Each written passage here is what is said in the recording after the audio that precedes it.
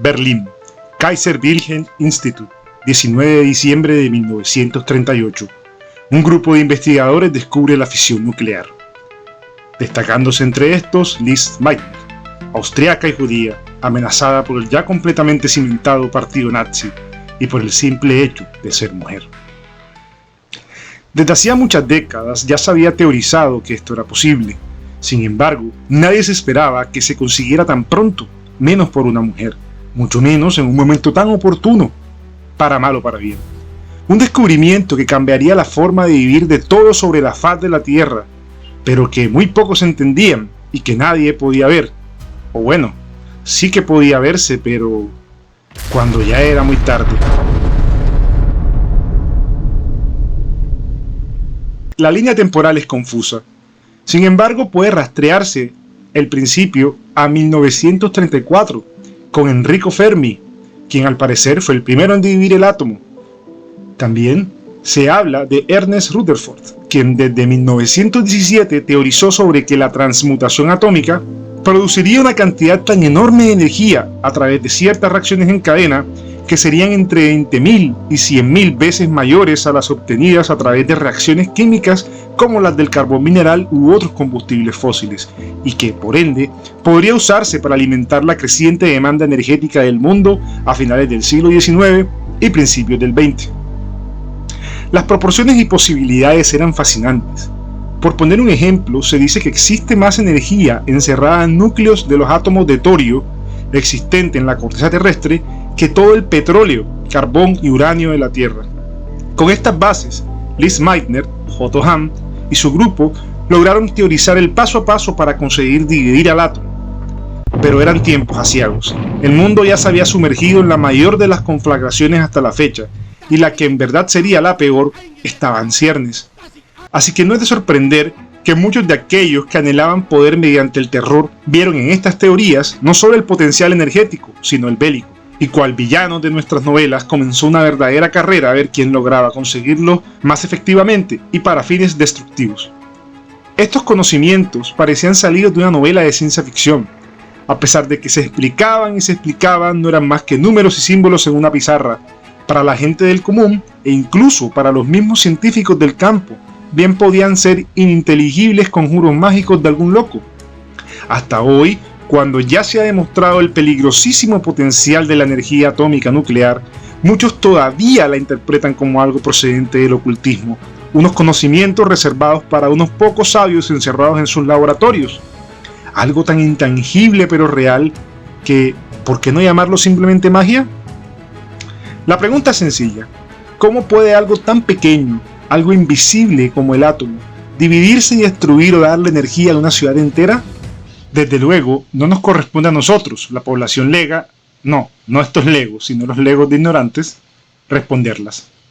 Aunque lo sepamos, aunque el acceso a la información y la repetición de ciertos datos en voz alta nos dé la noción de que es algo comprobado, aunque estemos en una ciudad alimentada por energía atómica y encendamos un bombillo y sepamos que es por la planta nuclear, obviamente hablo de los Simpson o de otro subcontinente, no el suramericano, pero para la narrativa sirve, así que déjenme ser feliz.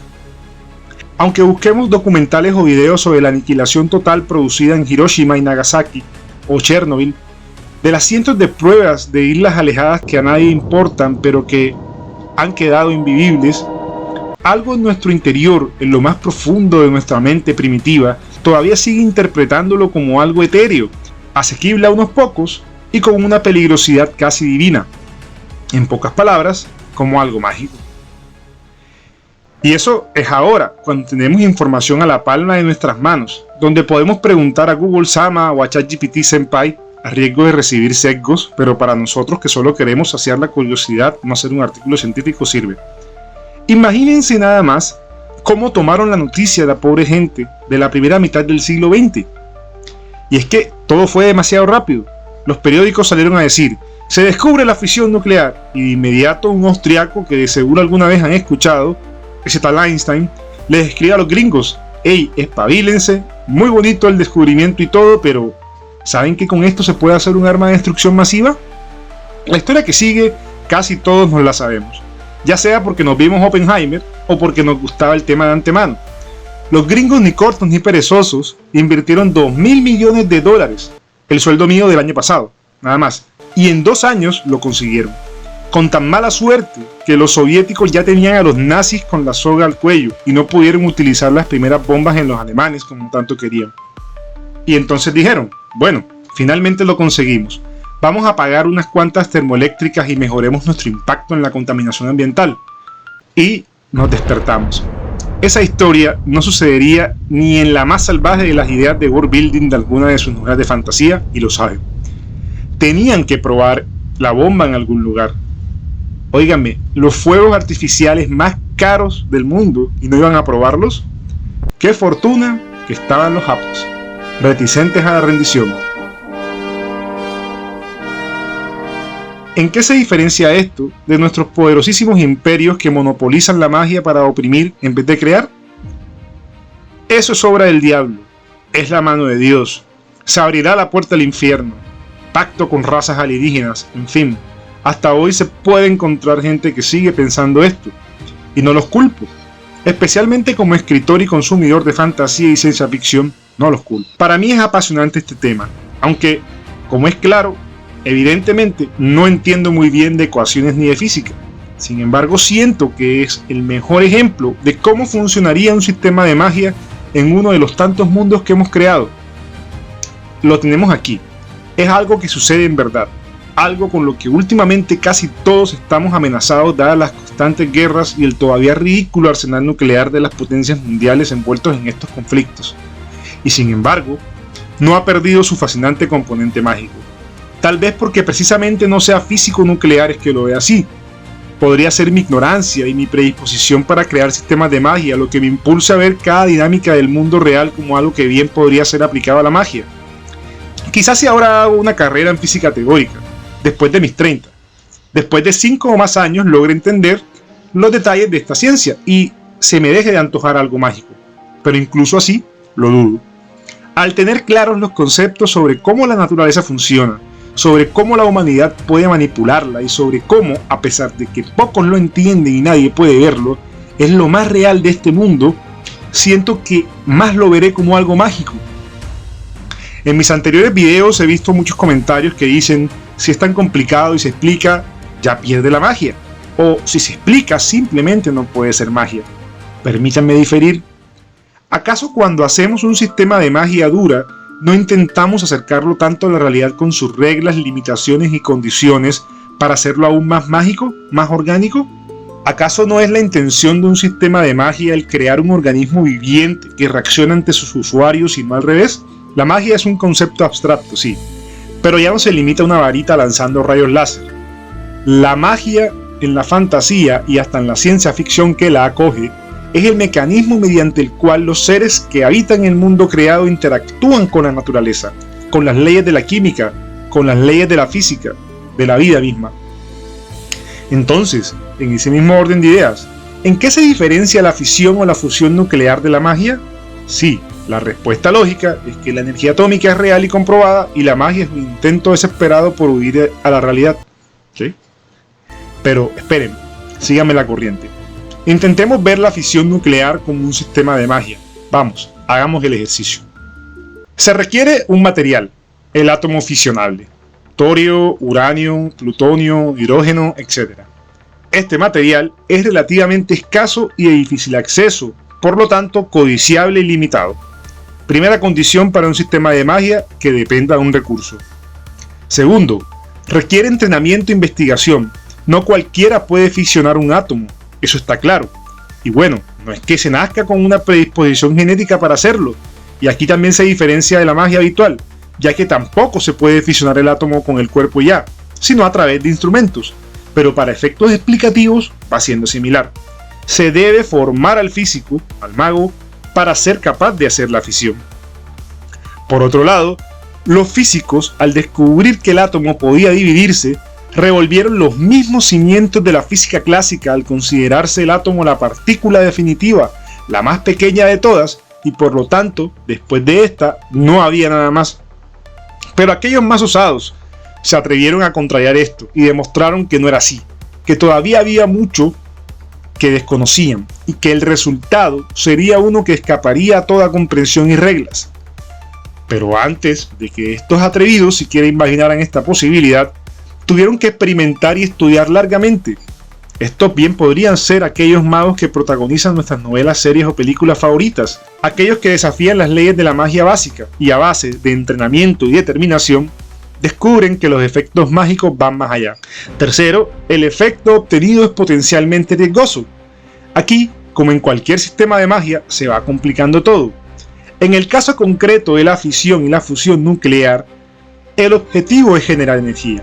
La intensidad de esta energía generada, tal cual cualquier sistema de magia, se regula a través de la capacidad de los instrumentos, la cantidad del recurso y la experticia del usuario.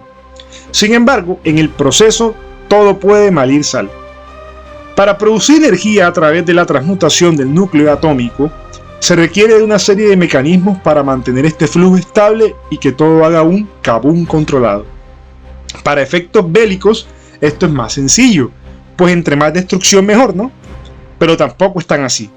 Resulta que la energía atómica genera algo tan fascinante como la energía misma que libera: la radiación. La radiación sería el principal riesgo de la energía atómica como sistema de magia. Un veneno mortal e invisible, imposible de disipar y de lo más impredecible. Aunque bueno, puede predecirse, ya que diversos recursos, en este caso los átomos, son más radiactivos que otros. La radiación sería otro sistema de magia en sí mismo, solo que este todavía no ha sido capaz de ser controlado o usado a voluntad por el usuario. Sin embargo, es tan fascinante porque afecta a la materia por igual, inorgánica u orgánica, descomponiéndola a niveles subatómicos. Y lo peor de todo, no necesitas recibir la explosión atómica directamente para verte afectado por esta. Si has sobrevivido a un misil nuclear, pero estás algo cerca del epicentro, tus penurias apenas empezaron. Aquel miasma invisible que es la radiación viajará impulsada por el viento hacia ti, se expandirá, pero no se irá del todo del lugar que toque, pues lo contaminará, y una vez llegue a tu pobre cuerpo, se inmiscuirá en lo más profundo de tus células, alterando tu misma información genética, tu misma programación. Y no te volverás un mutante ni adquirirás otra extremidad, mucho menos ganarás superpoderes. Si cuentas con suerte, morirás a los pocos días intoxicado por las múltiples quemaduras que se rehúsan a curarse mediante los métodos convencionales. Bueno, no nos pongamos tan ominosos. La idea era mostrar por qué la radiación es el principal riesgo de la energía atómica nuclear como sistema de magia, y por qué es equiparable, no darnos más preocupaciones de la realidad geopolítica actual. Otro buen ejemplo de cómo la naturaleza y sus efectos pueden constituir un sistema de magia son las reacciones químicas y físicas, un tanto menos peligrosas, ante las cuales nos vemos expuestos día a día: la combustión interna del motor de tu automóvil o los rayos solares. ¿Nos sorprende que algo tan pequeño como el átomo libere tanta energía? ¿Por qué exactamente? ¿Acaso no todo lo que existe está imbuido de energía? Sí, como una investidura mágica, tal cual. Algunos compuestos más que otros, desde luego, pero casi todos, con el adecuado estímulo, pueden modificarse y hacer kabum. O bueno, simplemente pueden cambiar de forma, siendo estos dos efectos los más representativos de un conjuro mágico habitual. La gasolina, por ejemplo, es inofensiva por sí sola. Es un líquido viscoso y amarillento hasta de un color agradable. Quien la viera por primera vez sin saber qué es o qué hace, se taparía un poco la nariz por su fuerte olor, y ya. Quizá esto no fuera suficiente para advertir que es una sustancia en exceso inflamable, pero en su composición tiene tanta energía acumulada que sin ver sus efectos solo es posible saberlos si la representas en una pizarra con números, símbolos y esquemas. ¿Cómo qué? Sí, exactamente, como si fuera la fórmula para una pócima o un conjuro. Tan solo necesita el correcto estímulo, en este caso una simple chispa y ¡boom! Pero entonces, ¿por qué es tan difícil imaginar al núcleo del átomo con el mismo potencial? La respuesta aburrida es porque la gasolina es un compuesto al que ya estamos habituados, el átomo no tanto. Pero la interesante es que es porque no la vemos. Para nosotros, animales instintivos al fin y al cabo, es complejo entender, por más que nos esforcemos, que algo invisible que a duras penas puede verse con microscopios rotísimos y que se presenta como un circulito con más circulitos y líneas, es capaz de destruir el mundo entero. Al fin y al cabo, Somos lo que los sentidos nos dicen que somos. Si no lo vemos, si no lo olemos, si no lo saboreamos, si no lo tocamos o no lo oímos, existe solo en nuestra abstracción, en símbolos y números que solo unos pocos entienden. En pocas palabras, si no lo sentimos, pero se puede manipular y ejerce un efecto que sí se percibe, es magia. Y bien, un video ensayo un poco distinto a lo que están acostumbrados, lo sé, espero que les haya gustado. La intención era comparar la magia con algo tan real pero al mismo tiempo etéreo como lo es la energía atómica nuclear, aprovechando que estamos algo nerviosos por la situación geopolítica actual. Asimismo, inspirarlos a que a su vez se inspiren en los fenómenos naturales para sus propios sistemas. Por más que nos esforcemos, ningún sistema de magia saldrá de la nada. Siempre buscará tener sus bases en algo que ya vivimos o experimentamos a diario. Por eso vemos cada vez más en su auge sistemas de magia que se explican en sus mundos como ciencia y no como magia, por la fascinación detrás de intentar entender y explicar algo cuyos efectos a primera vista son inexplicables. Por eso sistemas de magia como la alomancia y la potenciación son tan aclamados, porque podemos sentirnos parte de estos, porque conocemos las fuerzas naturales que están en juego y admiramos cómo el autor se las arregló para diseñar una manera para manipularlas, tal cual Liz Meitner hace más de 80 años. Si te ha gustado el video, no olvides darle like y suscribirte para saber cuando subo un nuevo video y ser el primero en verlo. Y no menos importante, ayudarme a mejorar la visibilidad en esta plataforma y seguir haciendo este contenido que tanto nos apasiona. ¿Y tú, qué piensas? ¿Qué otro fenómeno natural podría dimensionarse como un sistema de magia? ¿Estás de acuerdo conmigo o crees que son los delirios de algún loco? Los leo en los comentarios. Sin más, muchas gracias como siempre. Esto es por ustedes. Hasta la próxima. Nos vemos.